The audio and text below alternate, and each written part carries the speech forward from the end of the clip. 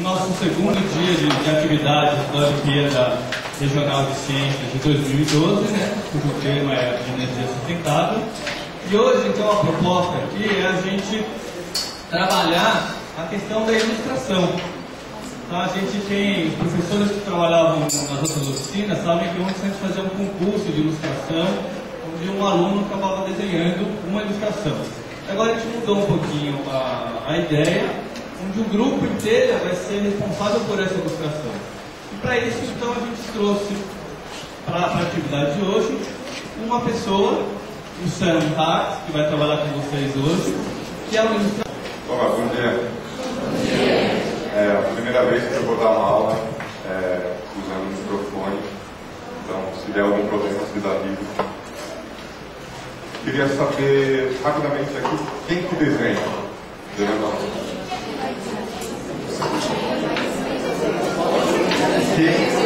Quem lê história em quadrinhos?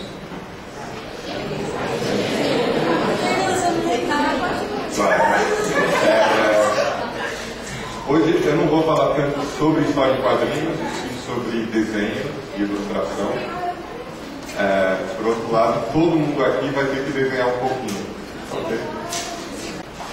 O título da aula, da oficina de hoje, é Como Contar uma História através do Desenho. Mas na verdade esse não é o título. Essa é apenas a explicação do que é essa aula, do que é essa palestra.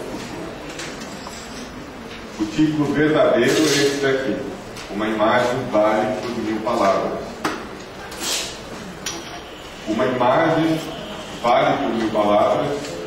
Por ironia, eu vou explicar essa frase usando palavras e não imagens. Parece que o que está dizendo aqui, uma imagem vale por 1000 palavras, é que uma imagem é melhor do que palavras. A gente costuma pensar em termos de quantidade, puxa, 10 é melhor que 2, 20 é melhor que 10, 1000 é muito melhor do que 10 ou 2 ou 3. E não é isso. São duas coisas diferentes.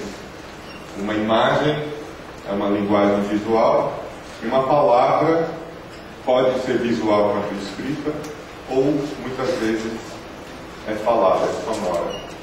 São linguagens diferentes. E eu vou falar sobre isso hoje. Eu vou ter algumas teorias minhas, pessoais, algumas mais bem fundamentadas, outras menos.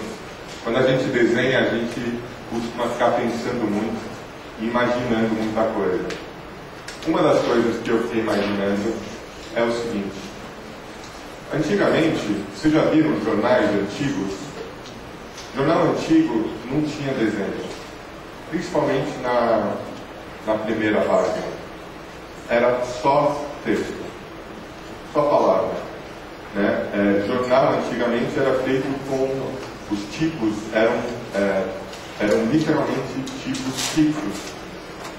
Eram pecinhas de metal que o cara tinha que colocar um por um para formar palavra, formar frase. Era um trabalho exaustivo, ele fazia a página inteira, uma letra por vez, e depois ia para a impressão.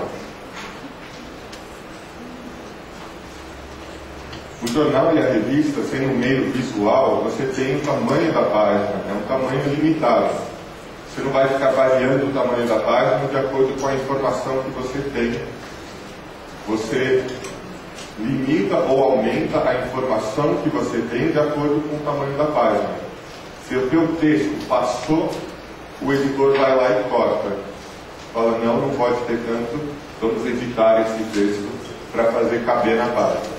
Então o espaço visual era limitado. E, portanto, era uma briga entre quem queria fazer um texto mais extenso, quem queria fazer um título maior. Você precisava de certas informações na página fixas, o nome do jornal, a página do jornal, na primeira página, o trecho do jornal. Então eu pensei o seguinte: nessa época, quando começaram a usar a ilustração no jornal estava ocupando o espaço que seria de texto. E talvez, só talvez, essa é a minha teoria, talvez essa frase apareceu porque na página do jornal o espaço de 1000 palavras era ocupado por uma imagem. Então, não é no valor simbólico, talvez, de novo, eu não pesquisei isso daqui, mas eu acho interessante a comparação entre o espaço físico de 1000 palavras e uma imagem. Talvez essa frase é literal. Talvez o espaço físico de 1000 palavras era muitas vezes ocupado por uma imagem.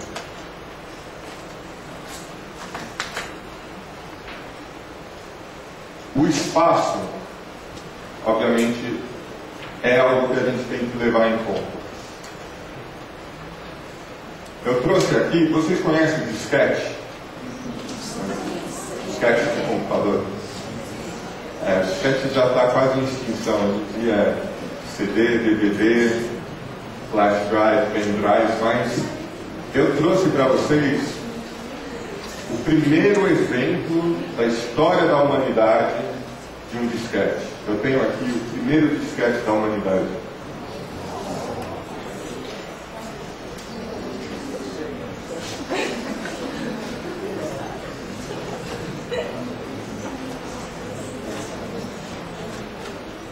Está aqui.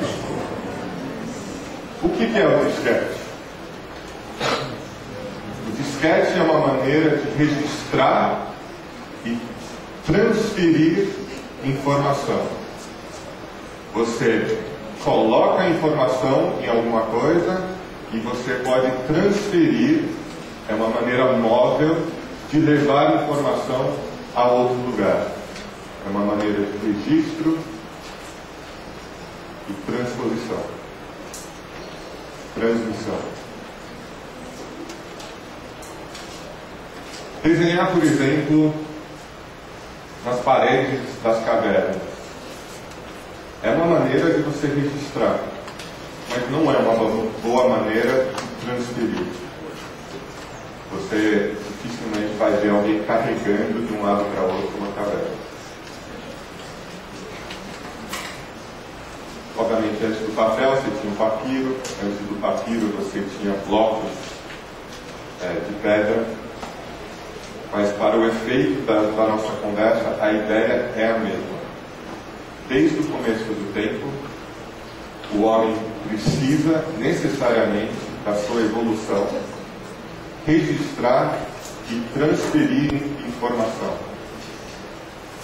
Com isso, a gente tem a possibilidade de ouvir, ou no caso ler, informações de pessoas que estão muito longe da gente.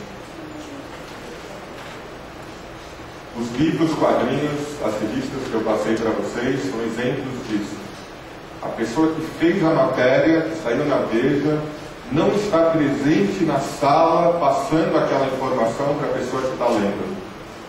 E, no entanto, aquela informação está chegando naquela pessoa. Está passando de uma ponta do país à outra ponta, muitas vezes de um país para outro, de um continente para outro. E o que eu pessoalmente acho mais impressionante com isso, a gente é capaz de ouvir, ler, conhecer as ideias de pessoas que já morreram 200, 300 anos atrás. Pessoas que não estão mais, não só na nossa sala, mas não estão nem no mundo. Essas pessoas puderam registrar suas ideias, passar adiante as suas informações, e a gente tem acesso porque nós desenvolvemos alguma forma de disquete, alguma forma de registrar e transferir essa informação.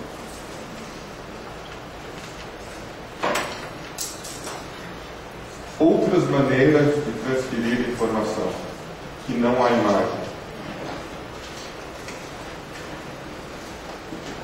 Uma primeira, básica, a fala.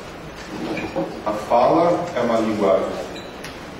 Depois disso, provavelmente, talvez passando através do desenho, a escrita. E eu vou anotar aqui algumas outras formas de linguagem e vocês vão me ajudar a completar